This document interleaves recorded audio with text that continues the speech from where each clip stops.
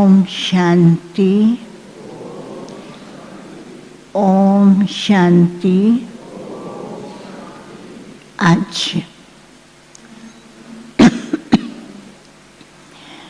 ओम शांति।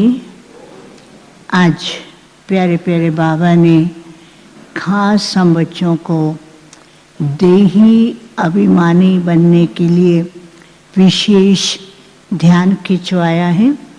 बाबा ने कहा जब भाई भाई की दृष्टि होगी तो तुम बच्चे ऊंच पद पा सकते हो। बाबा ध्यान खिंचवा रहे थे कि जब भाई भाई की दृष्टि है तो ऊंच पद पा सकते हैं।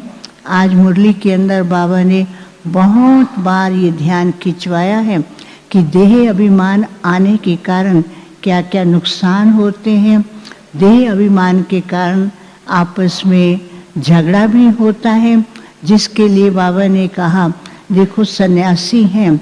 एक तरफ बाबा ने सन्यासियों की बहुत महिमा की है कि ये सन्यासी भारत को पवित्रता के बल से थमाते हैं, और दूसरी तरफ देह अभिमान के कारण क्या होता है आपस में लड़ते भी हैं।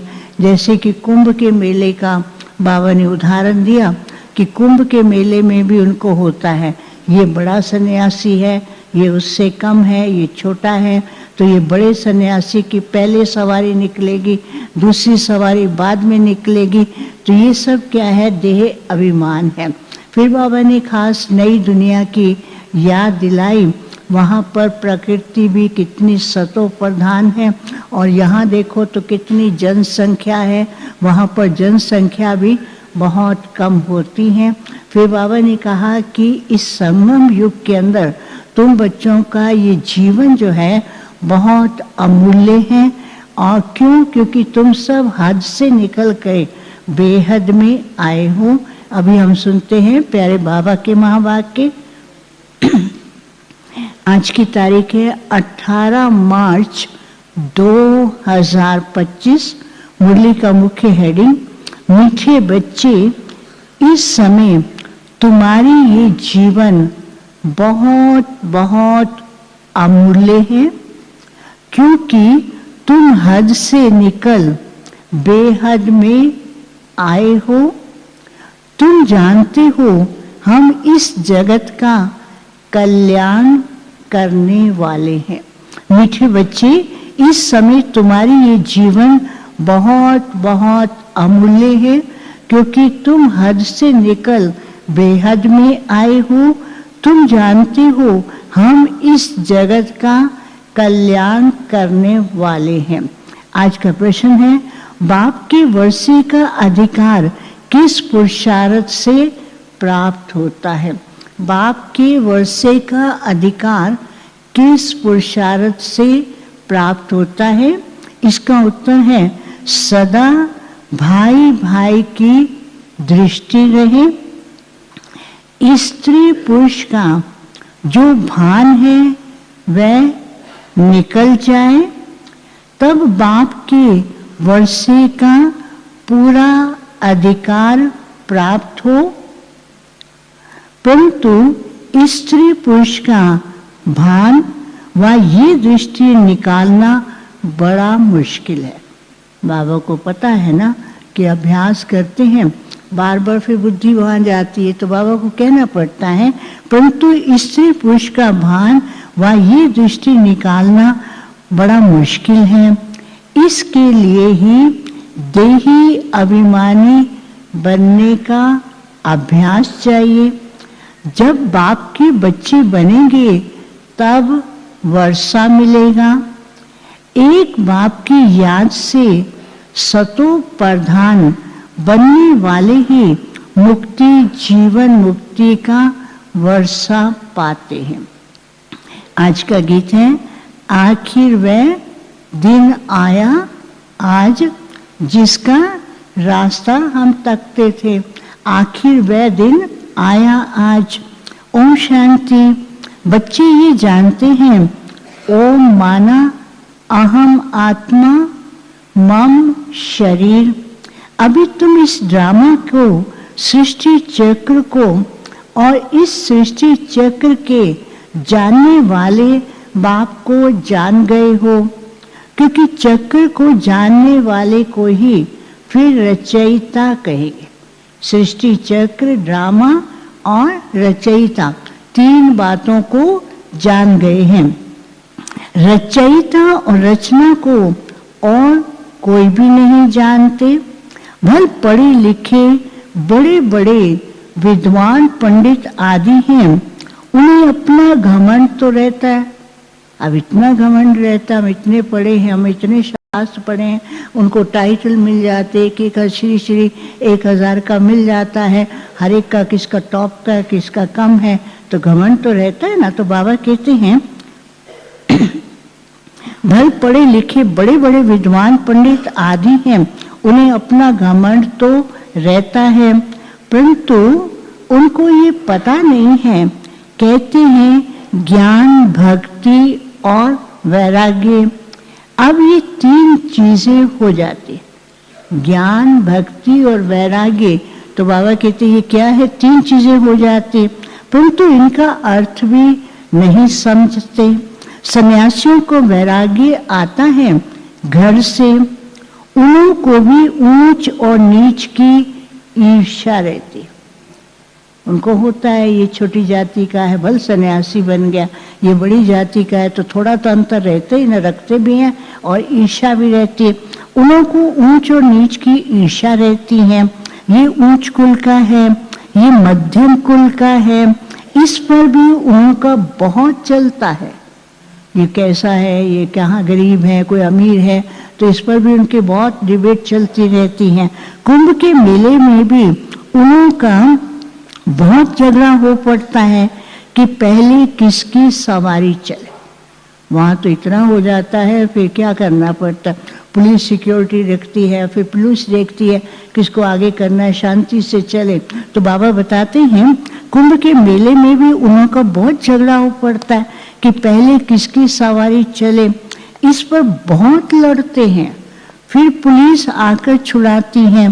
तो बाबा कहते हैं क्या हुआ, तो ये भी देह अभिमान हुआ ना। दुनिया में जो भी मनुष्य मात्र हैं सब हैं देह अभिमानी। तुमको तो अब देही अभिमानी बनना। देह अभिमान से क्या होता है, ईर्ष्या होती है, लड़ाई झगड़ा होता है, मैं ये करूं मैं ये करूं। तो बाबा कहते अब तुमको क्या करना है, देही अभिमानी बनना है। तुमको अब देही अभिमानी बनना है। बाप कहते हैं देह अभिमान छोड़ो, अपने को आत्मा समझो। आत्मा ही पतित बनी है, उसमें खाद पड़ी है। आत्मा ही सतो प्रधान और तमो प्रधान बनती है। जैसी आत्मा वैसा शरीर मिलता है। आत्मा तमो प्रधान तो फिर कई प्रकार की बातें आती है। तो बाबा कहते जैसी आत्मा वैसा शरीर मिलता है। श्री कृष्ण की आत्मा सुंदर है तो शरीर भी बहुत सुंदर होता है। उनके शरीर में भी बहुत कशिश होते। श्री कृष्ण हालांकि अभी नहीं भी हैं, साकार में आत्मा है, लेकिन जब श्री कृष्ण जन्माष्टमी आती है, छोटे बच्चे को श्री कृष्ण बना लो तो कितना प्यारा लगता है, कितना अट्रैक्शन होता है, हर एक उसको अपनी तरफ खींचना चाहता है, क्योंकि बच्चे जो हैं बिल्कुल प्योर होते हैं। तो बाबा कहते हैं उनके शरीर में भी बहुत कशिश होती है। पवित्र आत्मा की कशिश होती है। लक्ष्मी नारायण की इतनी महिमा नहीं है जैसे कि श्री कृष्ण की है, क्योंकि श्री कृष्ण तो पवित्र छोटा बच्चा है। यहाँ भी कहते हैं ना, छोटा बच्चा और महात्मा एक समान है। महात्मा ने तो पुरुषार्थ करके पवित्रता को अपनाने का किया। बच्चा तो जन्म से ही छोटा है तो पवित्र ही है और बिल्कुल पवित्र है, उसका मन भी साफ है। तो बाबा कहते दुनिया में भी कहते हैं ना कि छोटा बच्चा और महात्मा एक समान है। महात्मा तो फिर भी जीवन का अनुभव कर फिर विकारों को छोड़ते हैं, घृणा आती है। बच्चा तो है ही पवित्र, उनको ऊंच महात्मा समझते हैं। तो बाप ने समझाया है, ये निवृत्ति मार्ग वाले सन्यासी कुछ थमाते हैं। बाबा सन्यासियों की भी बहुत महिमा करते हैं। अगर ये पवित्र ना होते तो फिर भारत की हालत क्या हो जाती। सन्यासी आए, पवित्र रहे, पवित्रता का मैसेज दिया और भारत को एकदम गिरने से, विश्व को एकदम गिरने से उन्होंने थमाया है। तो बाबा बता रहे हैं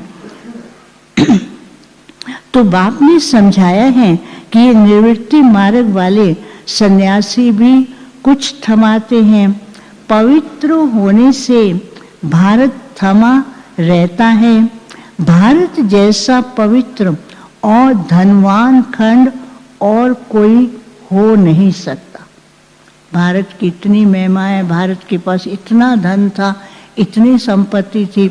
जब विदेशियों को मालूम पड़ा तो धीरे धीरे एंटर किया और धीरे धीरे सब कुछ लूट करके चले गए। भारत ही सब कुछ भरपूर था। फिर से बाबा बताते ये फिर भरपूर बनेगा। तो बाबा कहते हैं भारत जैसा पवित्र और धनवान खंड और कोई हो नहीं सकता। अब बाप तुमको रचयिता और रचना के आदि मध्य अंत की स्मृति दिलाते हैं, क्योंकि वह बाप भी है, टीचर भी है और गुरु भी है।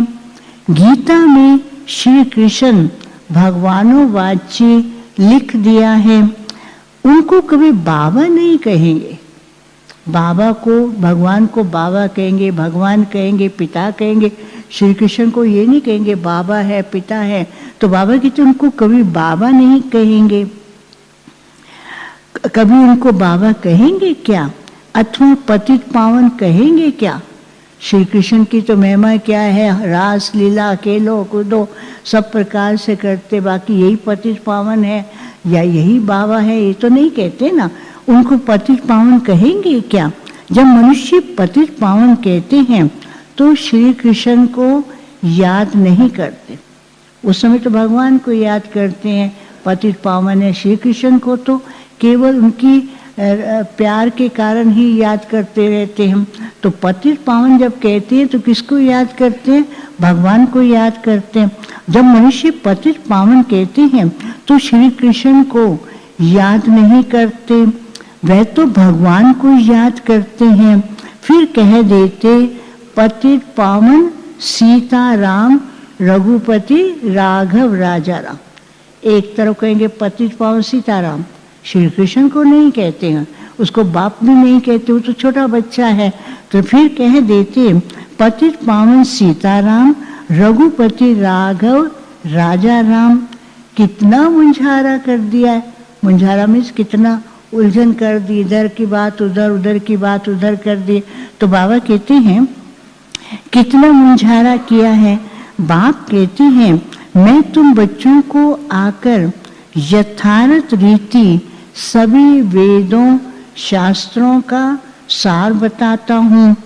पहली पहली मुख्य बात समझाते हैं। कौन सी बात? अपने को आत्मा समझ। वेदों शास्त्रों का सार से पहले बाबा क्या बताते हैं कि अपने को आत्मा समझो। पहली पहली मुख्य बात समझाते हैं कि तुम अपने को आत्मा समझो और बाप को याद करो। तो तुम, बाबा बताते हैं कि पहला का हमारा पार्ट क्या है? अपने को आत्मा समझना, बाप को याद करना, और बाप को याद करने से पावन बनेंगे। फिर बाबा दूसरा पक्का करा रहे हैं, आत्मा तो समझो लेकिन तुम कौन हो? आपस में भाई भाई हो। तुम हो भाई भाई। फिर ब्रह्मा की संतान ब्रह्मा कुमार कुमारियां तो भाई बहन हो गए। आत्मा रूप में आपस में भाई भाई। बाबा ब्रह्मा बाबा के बच्चे क्या हो गए? ब्रह्मा कुमार और ब्रह्मा कुमारियां भाई बहन।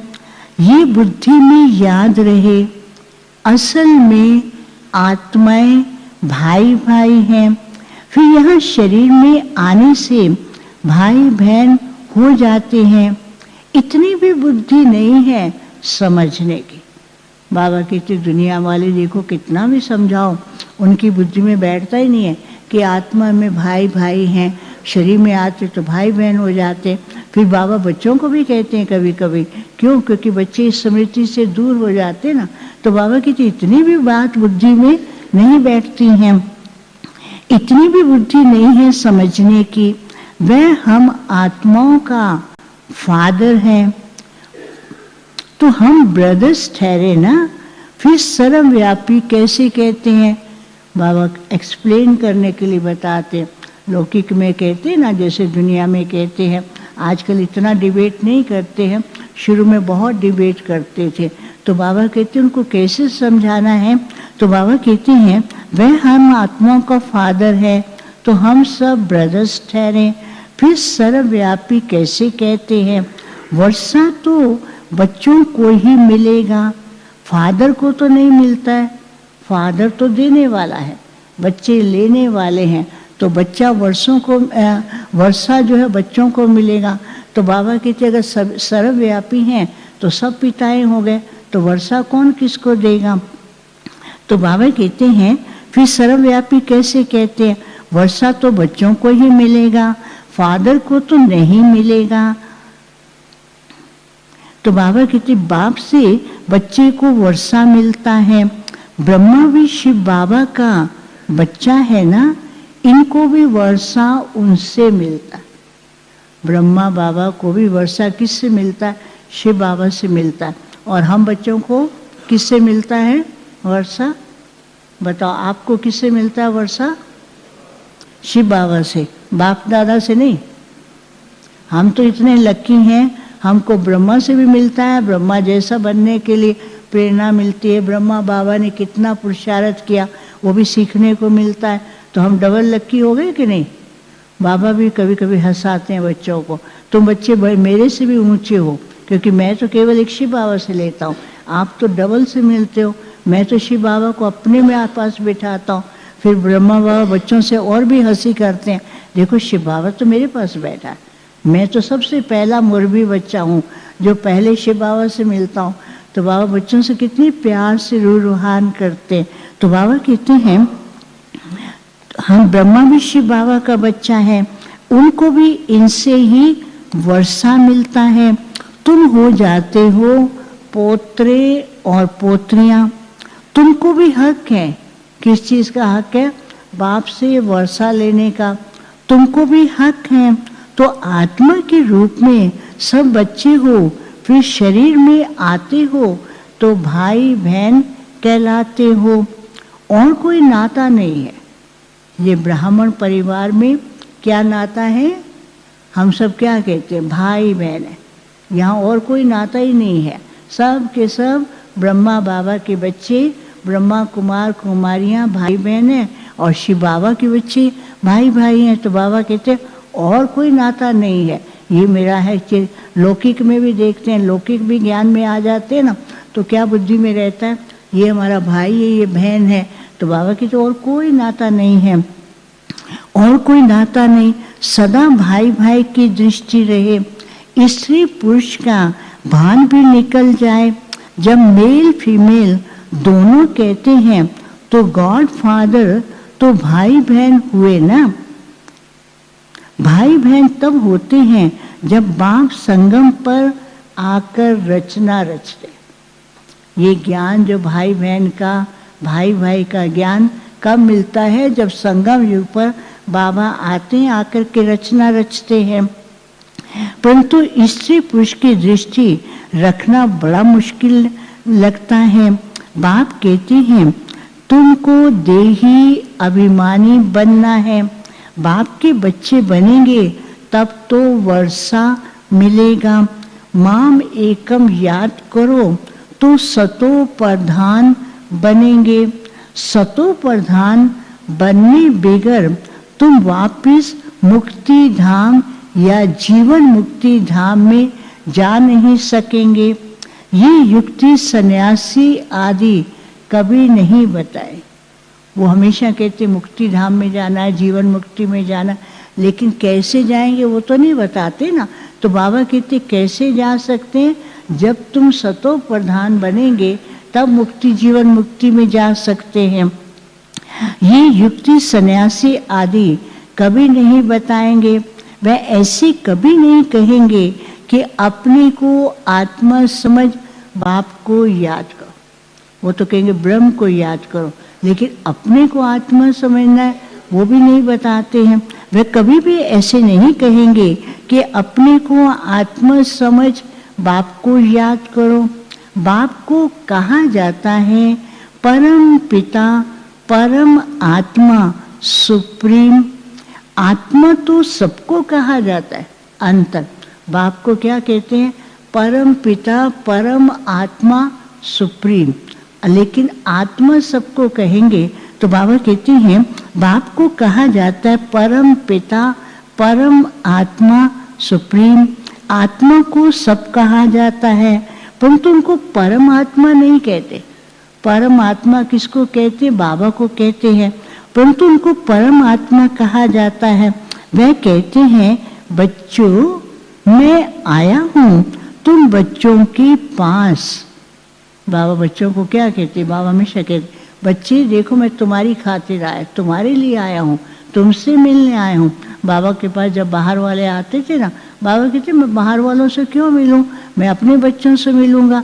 तो बाबा भी कहते मैं आया हूँ तुम बच्चों के पास। हमको बोलने के लिए मुख तो चाहिए ना। आजकल देखो जहाँ तहाँ गौमुख जरूर रखते हैं, फिर कहते हैं गौमुख से अमृत निकलता है। कहाँ कहाँ बनाते रहते गौमुख, और पीछे से पानी आता है और वहाँ कहेंगे गौमुख से अमृत निकलता है। यहाँ माउंट आबू में भी गौमुख है, और वहाँ जाते हैं अभी 700 स्टेप्स है। नीचे जाते 700 स्टेप उतरना, 700 स्टेप चढ़ना, तो वहाँ पर पीछे नेचुरल एक फाउंटेन है, झरना है जिसका पानी आता रहता है। लेकिन भक्ति मार्ग में देखो कितना त्याग, कितना मेहनत करते हैं, वहाँ भी जाते रहते हैं लोग। तो बाबा कहते हैं, फिर कहते हैं गौमुख से अमृत निकलता है। वास्तव में अमृत तो कहा जाता है ज्ञान को। ज्ञान अमृत मुख से निकलता है, पानी की तो इसमें बात ही नहीं है। ये गौ माता भी हैं, बाबा इनमें प्रवेश हुआ है। गौ माता कौन है? ब्रह्मा बाबा का तन। बाबा कहते शिव बाबा ने इसमें प्रवेश किया है, तो ये गौ माता है, बाबा इसमें प्रवेश हुआ है। बाप ने इन द्वारा तुमको अपना बनाया है, इनसे ज्ञान निकलता है। उन्होंने तो पत्थर का बनाकर उसमें मुख बना दिया है। कुछ बनाते हैं, कुछ नेचुरल पहाड़ों में भी ऐसे होते हैं जैसे कि बना हुआ है और पीछे से पानी आता है, कुछ बनाते भी रहते हैं। तो बाबा कहते हैं उन्होंने तो पत्थर का बनाकर उसमें मुख बना दिया जहाँ से पानी निकलता है। वह तो भक्ति मार्ग की रस्म हो गई ना। यथार्थ बातें तुम जानते हो। भीष्म पितामह आदि को कुमारियों ने ही बाण लगाए। बाबा कहते हैं ना, शास्त्रों में गायन है। अभी क्या है, छोटी छोटी कुमारियाँ जाती हैं, सन्यासियों को ज्ञान देते हैं, सुनते हैं, उनको बड़ा अच्छा लगता है। तो ये गायन किसका है? कुमारियों का है। तो बाबा कहते हैं भीष्म पितामह आदि को तुम कुमारियों ने ही ज्ञान बाण लगाए हैं। तुम तो हो ब्रह्मा कुमार, ब्रह्मा कुमारियाँ। तो कुमारी किसकी होगी? जब कुमारी कह रहे हैं, ब्रह्मा कुमारी कह रहे हैं, तो बाबा कहते हैं वो किसकी होगी? जरूर ब्रह्मा की होगी। तो कुमारी किसकी होगी? अधर कुमारी और कुमारी दोनों के मंदिर है। वो भी यहाँ प्रैक्टिकल में माउंट में है। अधर कुमारी का भी है, कुमारी का भी मंदिर है। तो यहाँ जाते कितनी पूजा करते, कितने सीढ़ियाँ चढ़ के जाते हैं, और मंदिर में जाते हैं तो कितना नीचे से झुक करके लेट के जाना पड़ता है। तो बाबा कहते देखो कैसे कैसे मंदिर बनाए। अधर कुमारी और कुमारी दोनों के मंदिर हैं। प्रैक्टिकल में तुम्हारा यादगार मंदिर है ना। अब बाप बैठ समझाते हैं, तुम जबकि ब्रह्मा कुमार और ब्रह्मा कुमारियां हो तो क्रिमिनल दृष्टि हो नहीं सकती। क्यों? क्योंकि दोनों भाई बहन हैं। अब बाप समझाते हैं, जबकि तुम ब्रह्मा कुमार ब्रह्मा कुमारी हो तो क्रिमिनल असॉल्ट हो ना सके, नहीं तो बहुत कड़ी सजा है। बाबा दोनों बातें बता रहे हैं कि क्या अभ्यास करना है, अगर नहीं कर सकते हैं तो रिजल्ट क्या है, नहीं तो बहुत कड़ी सजा हो जाए। देह अभिमान में आने से ये भूल जाता है कि हम भाई बहन हैं, ये भी बीके हैं, हम भी बीके हैं, तो विकार की दृष्टि जा न सके।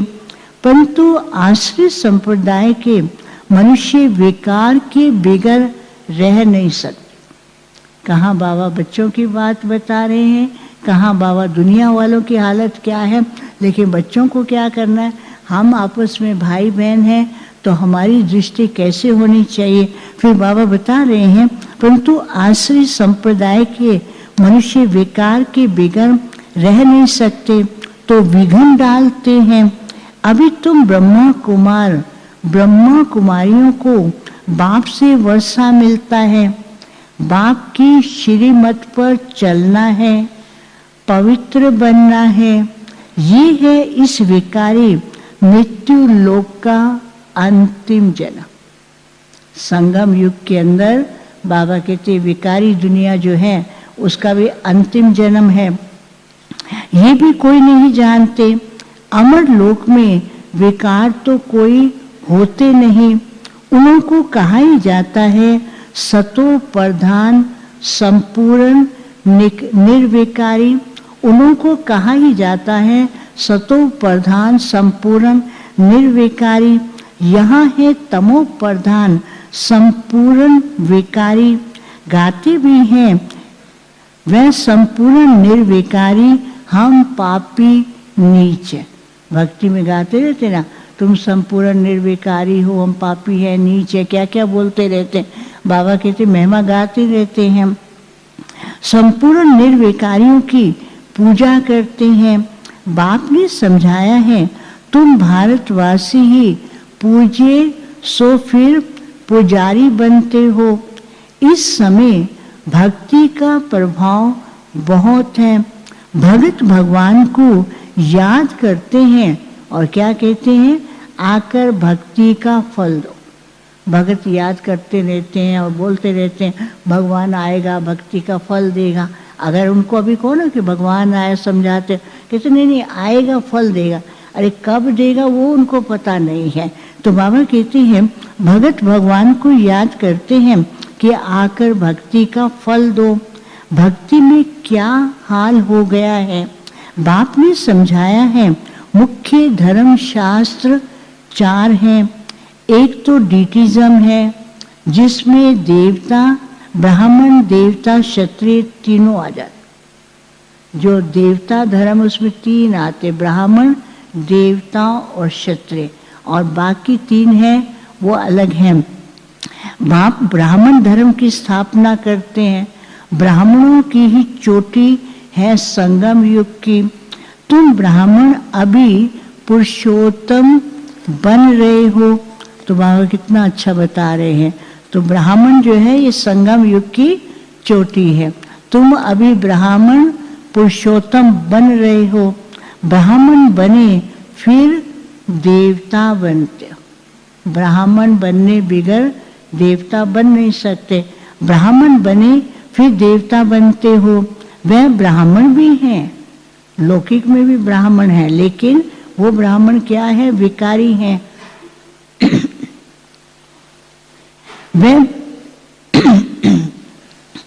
वह ब्राह्मण भी हैं लेकिन विकारी हैं। वह भी इन ब्राह्मणों के आगे नमन करते। वो ब्राह्मण विकारी भी जाएंगे देवताओं के आगे नमन करते ना।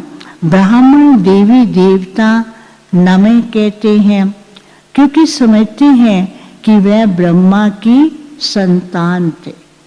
भक्ति में भी गाते रहते ना, ब्राह्मण देवी देवता है नमः, क्योंकि पता है कि वो भी ब्रह्मा की संतान है।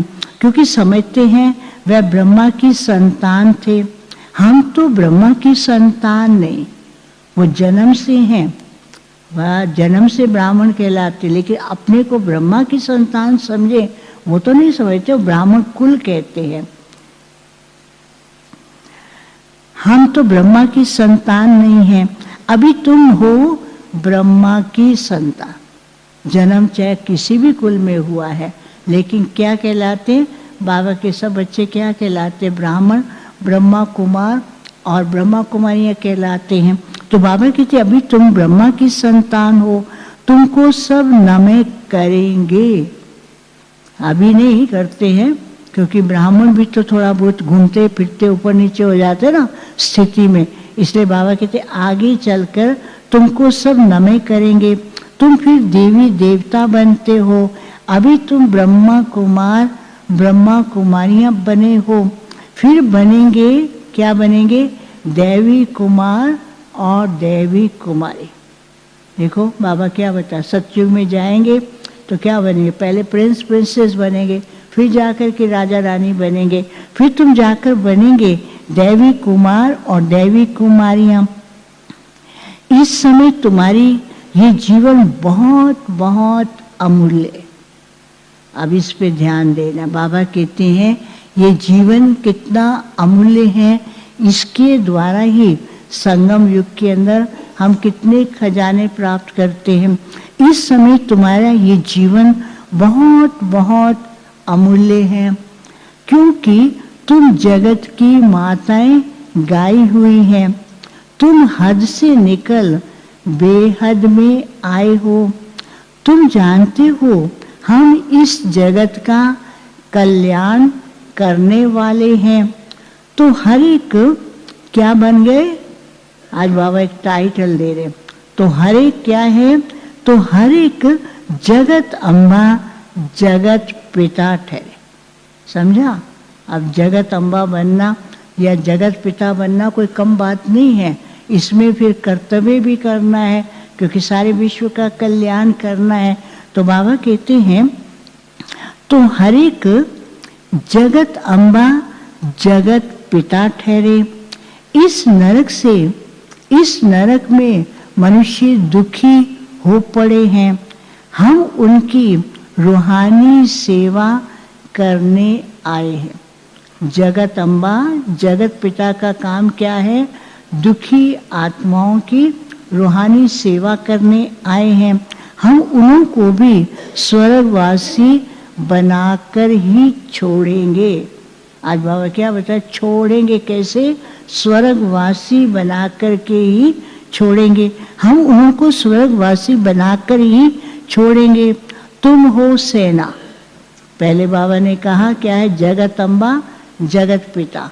अब बाबा कहते तुम हो सेना। अब तुम्हारी युद्ध भाई बहनों से नहीं है, तुम्हारी युद्ध है रावण से। तो बाबा ध्यान देते हैं, छोटी छोटी बात को लेकर के थोड़ा सा हो जाता है ना। तो बाबा कहते तुम्हारी युद्ध भाई बहनों से नहीं है, रावण से युद्ध है। तो बाबा कहते हैं तुम, इनको युद्ध स्थल भी कहा जाता है, इनको युद्ध स्थल भी कहा जाता है। यादव कौरव और पांडव तीनों इकट्ठे रहते। यादव भी यहाँ है, कौरव भी यहाँ है, पांडव भी यहाँ है। मीन्स ब्राह्मण में सारे विश्व के अंदर है। तो रहते तो इस विश्व के अंदर है ना। महाभारत में बताया ना, यादव कौरव पांडव तीनों इकट्ठे रहते थे। तो बाबा कहते हैं यादव कौरव पांडव इकट्ठे रहते हैं, भाई भाई है ना। अभी तुम्हारी युद्ध भाई बहनों से नहीं है, तुम्हारी युद्ध है रावण से। भाई बहनों को तुम समझाते हो मनुष्य से देवता बनाने के लिए। तो बाप समझाते हैं देह सहित देह के सब संबंध छोड़ने हैं। ये है पुरानी दुनिया। कितने बड़े बड़े डैम कैनाल्स आदि बनाते हैं, क्योंकि पानी नहीं है। दुनिया इतनी बड़ी है, पॉपुलेशन बढ़ती जा रही है, पानी नहीं होता है। तो क्या क्या पानी को स्टोर करने के लिए डैम कैनाल्स क्या क्या बनाते रहते हैं, ताकि मनुष्य को मिल सके। तो बाबा कहते आज की दुनिया में देखो क्या क्या करते हैं। कितने बड़े बड़े डैम कैनाल्स आदि बनाते, क्योंकि पानी नहीं है, प्रजा बहुत बढ़ गई है।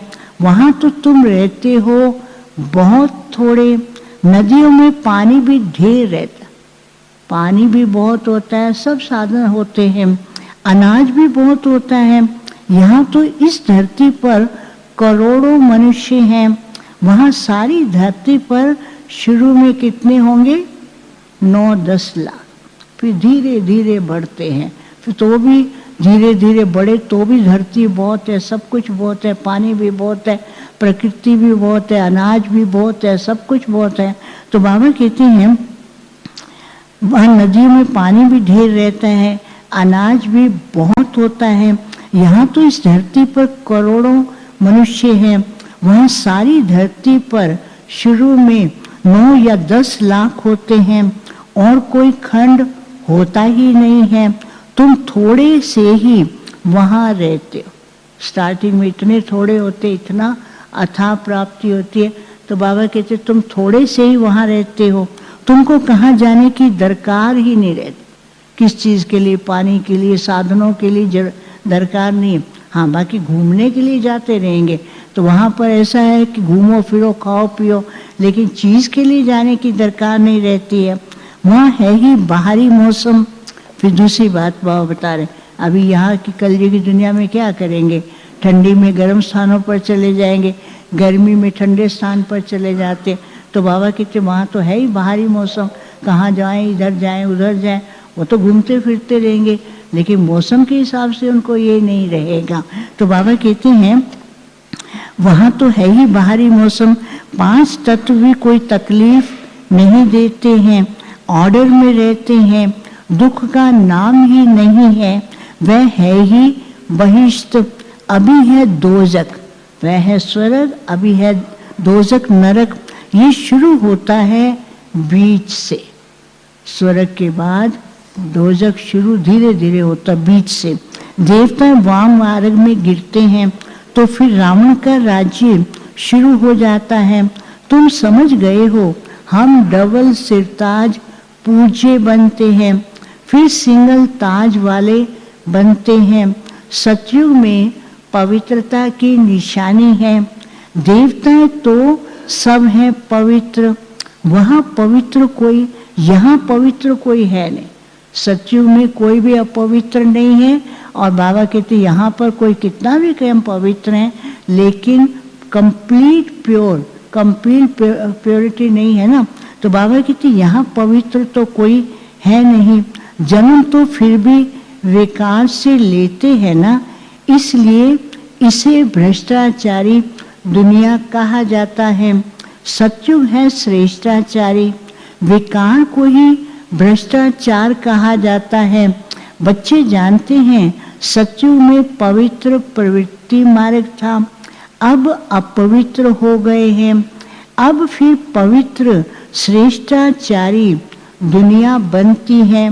सृष्टि का चक्र फिरता है ना, परम पिता परमात्मा को ही पतित पावन कहा जाता है। मनुष्य कह देते हैं पर भगवान प्रेरणा करता है। अब वो तो कहते हैं भगवान प्रेरणा करता है, तो बाबा कहते वो तो कह देते हैं कि भगवान प्रेरणा करता है। अब प्रेरणा मानव विचार, इसमें तो प्रेरणा की बात ही नहीं है। बाबा आते हैं, पढ़ाते हैं, बच्चों को अपना बनाते हैं, प्रेरणा से तो नहीं बनाएंगे ना। प्रेरणा मानव विचार, इसमें प्रेरणा की तो बात ही नहीं है। वह खुद कहती हैं कि हमको शरीर का आधार लेना पड़ता है, मैं बिगर मुख शिक्षा कैसे दूं। गीता में भी कहा ना कि मैं शरीर का आधार लेता हूँ, तो बाबा कहते बिना मुख के मैं शिक्षा कैसे दूं। प्रेरणा से कोई शिक्षा दी जाती है क्या? प्रेरणा कोई कैच कर सकता है, कोई नहीं कर सकता। हर एक की बुद्धि भी अपनी अपनी, किसकी बुद्धि बहुत ज़्यादा तमो प्रधान है, किसकी कम है, कोई कैच भी करे तो मिक्स हो जाता है ना। तो बाबा कहते हैं प्रेरणा से कोई शिक्षा दी जाती है क्या? भगवान प्रेरणा से कुछ भी नहीं करते। कोई कहे ना भगवान ने प्रेरणा दी है, भल कहे, लेकिन बाबा कहते मैं उससे कुछ नहीं करता। भगवान प्रेरणा से कुछ भी नहीं करते हैं। बाप तो बच्चों को पढ़ाते हैं, प्रेरणा से पढ़ाई थोड़ी होती है। सिवाय बाप की सृष्टि के आदि मध्य अंत का राज कोई बता न सके। बाप को ही नहीं जानते तो फिर कैसे बात समझेंगे। कोई कहते हैं लिंग है, कोई कहते हैं कि अखंड ज्योति है, कोई कहते ब्रह्म ही ईश्वर है। तत्व ज्ञानी ब्रह्म ज्ञानी भी है ना। शास्त्रों में दिखा दिया है 84 लाख योनियां। अब अगर 84 लाख होते तो कल्प भी बहुत बड़ा चाहिए। अगर 84 लाख योनियां हो तो कल्प की आयु तो कितनी लंबी चाहिए। तो फिर तो दुनिया की हालत भी क्या हो जाए। तो बाबा कहते हैं कोई हिसाब ही ना निकाल सके।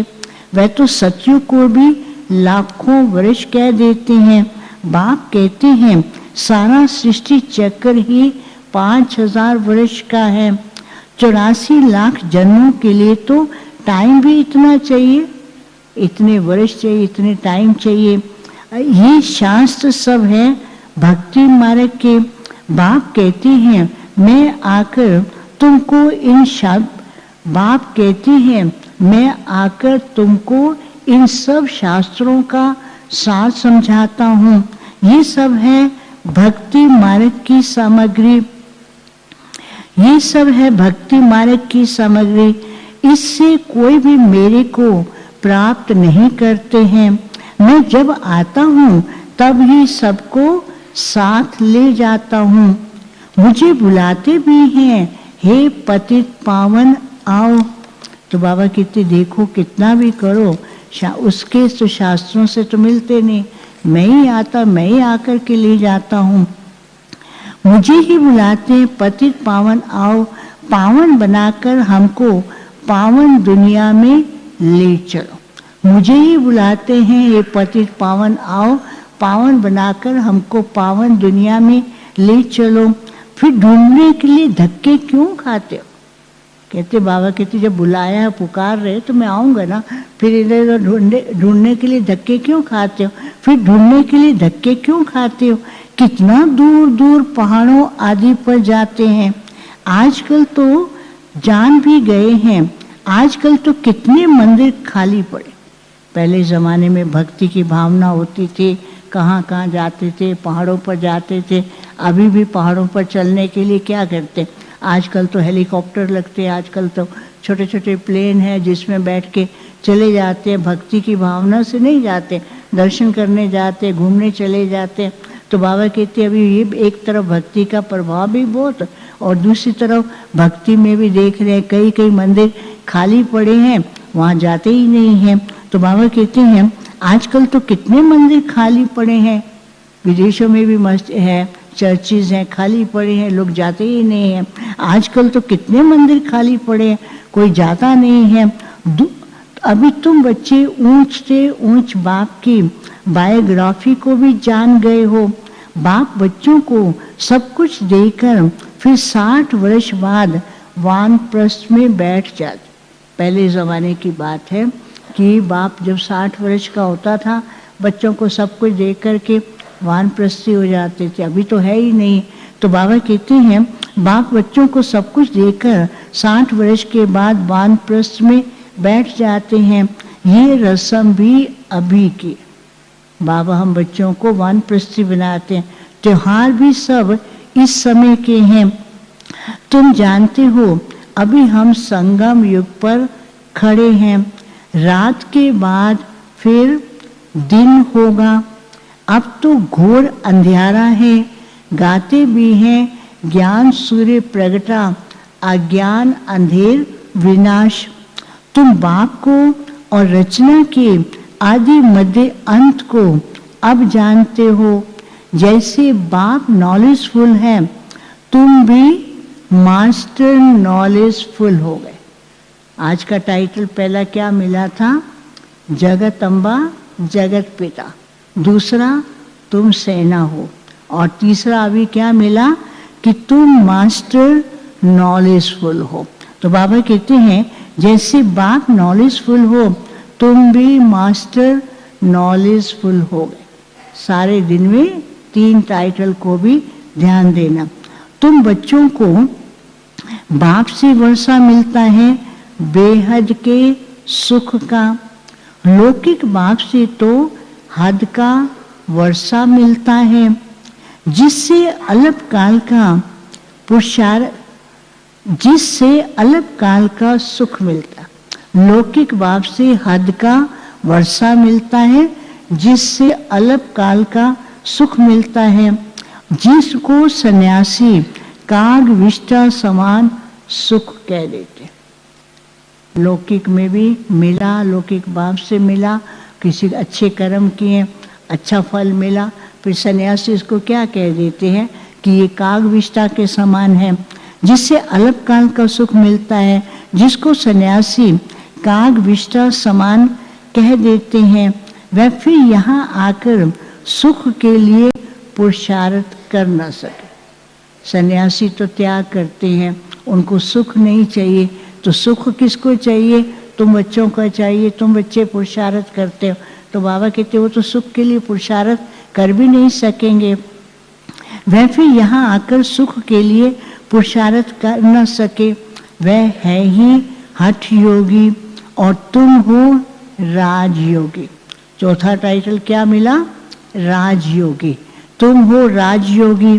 तुम्हारा योग है बाप के साथ और उन्हों का योग है तत्व के साथ। वो तत्व ज्ञानी कहलाते हैं, ब्रह्म ज्ञानी कहलाते हैं, वो तत्व को याद करते हैं।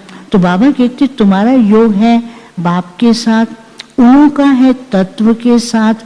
ये भी ड्रामा बना हुआ है, इसमें सोचने की बात नहीं। वो क्यों तत्व को याद करते? बाबा कहते ये भी तो ड्रामा में है, ये भी ड्रामा बना हुआ है। अच्छा मीठे मीठे सिक्के लादे बच्चों प्रति मात पिता बाप दादा का याद प्यार, गुड मॉर्निंग। रूहानी बाप की रूहानी बच्चों को नमस्ते। हम रूहानी बच्चों की रूहानी बाप दादा को याद प्यार, गुड मॉर्निंग और नमस्ते। अब हम सुनेंगे धारणा के लिए मुख्य सार। पहला है पावन बनने के लिए हम आत्मा भाई भाई हैं, फिर ब्रह्मा बाप की संतान भाई बहन हैं।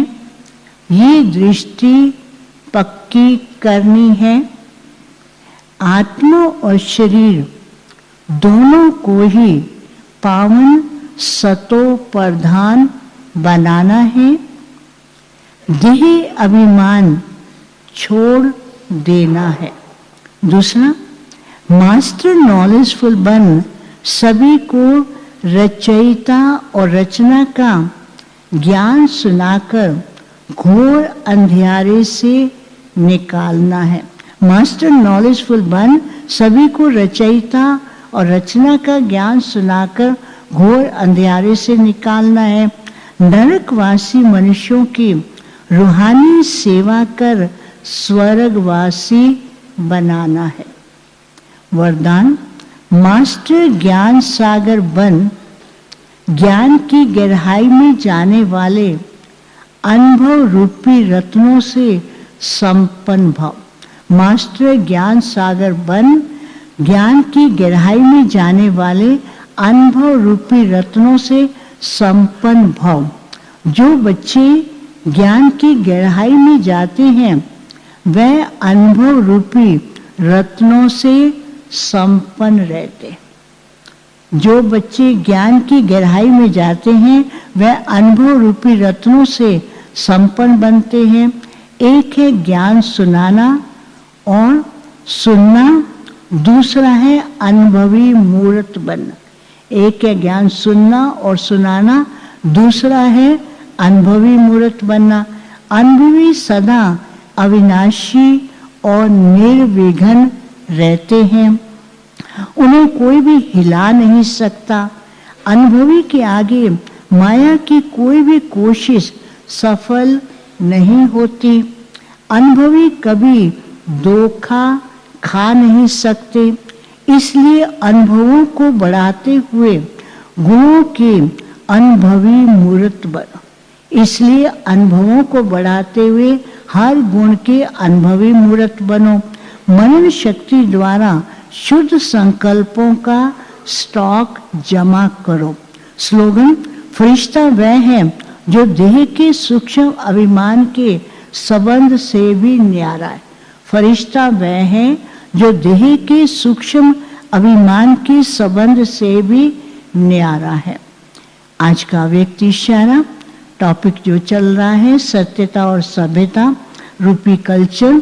तो सत्य, संपूर्ण सत्यता ही पवित्रता के आधार पर होती है।